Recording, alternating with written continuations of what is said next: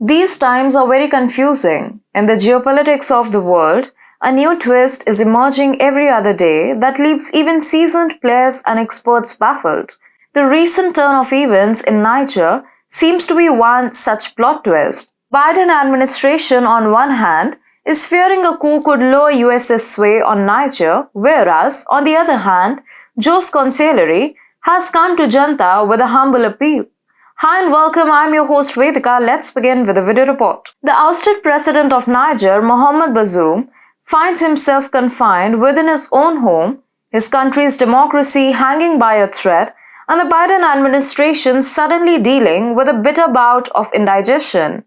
President Bazoum, the West-backed leader of Niger, is not one to mince words. In a recent op-ed for the Washington Post, he decried his status as a hostage and warned of the dire consequences that a mutinous military faction could wreak upon the socio-political progress of his nation, basically meaning Western interests are in grave danger if Wagner arrives. This political shakeup threatens to send ripples throughout the region and beyond, raising concerns about the fate of Niger's young democracy.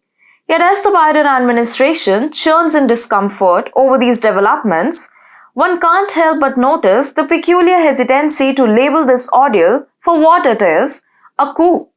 Biden administration refuses to call the situation in Niger a coup. They are avoiding the elephant in the room by insisting it's just an overgrown house cat. This diplomatic stance surely serves some purpose, perhaps a desperate hope for a peaceful resolution to the crisis. Now let us take a tour down history lane to a realm that shares more than a few similarities with the current state of affairs. When the Italian mafia used to suffer setbacks, the mafia used to deploy its trusted confidant, the consigliere. This experienced advisor was tasked with untangling masses, resolving conflicts, and maintaining order within the criminal enterprise. Curiously, US political sphere has its own version of a consigliere, and her name is Victoria Nuland. Victoria Nuland, a figure synonymous with deep state politics and the lobby of private defense companies, has stepped into the spotlight as the Biden administration's go-to troubleshooter. Assigned the unenviable task of grappling with the Niger situation, she embarked on a mission to engage the junta leaders. Her mission? To bring a bit of that good old American diplomacy to the table. Unfortunately for Nuland, her grand plans seem to have hit a snag. Her recent visit to Niger resulted in a resounding thanks but no thanks from the junta leaders. With frank and difficult talks under her belt, Nuland's attempts to influence the junta's decision-making proved about as effective as a paper umbrella in a hurricane. Nuland also attempted to threaten junta leaders. However, even after her diplomatic bravado, the junta leaders remained steadfast, unswayed by her warnings of potential consequences. And just like that, Nuland returned to the US with her hands as empty as her diplomatic toolbox.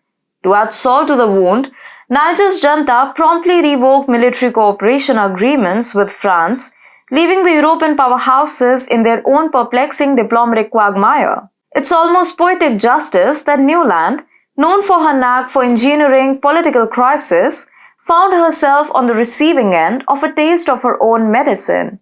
On one side, the Ukraine war isn't working out. Now, as they grapple with a diplomatic challenge that's not quite a coup, according to their lexicon, their influence in Africa takes a serious hit. The once mighty clout of the US seems to be on a downward spiral, and President Biden appears trapped in the paradox of figuring out the next move. For Biden and his administration, this coup couldn't come at a worse time.